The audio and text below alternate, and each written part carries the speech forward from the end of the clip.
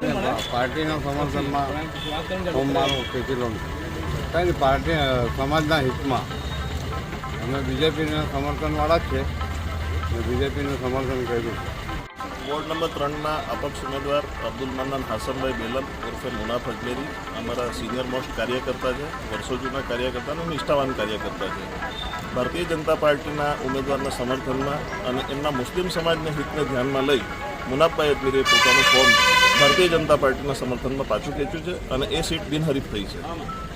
આદરણીય મોદી સાહેબનો જે વિકાસનો મંત્ર છે એને અનુલક્ષીને જે પણ કાર્યકર્તાઓ ભાજપની વિચારધારા સાથે જોડાવા માંગતા હોય અને સમર્થનમાં ફોર્મ પરત ખેંચવા માંગતા હોય તો અમે હર હંમેશ એ લોકો માટે આતુરતાથી રાહ જોઈએ છીએ અને જેટલા બિનહરીફ સભ્યો થઈ શકે એના માટે અમે પ્રયત્નશીલ છીએ.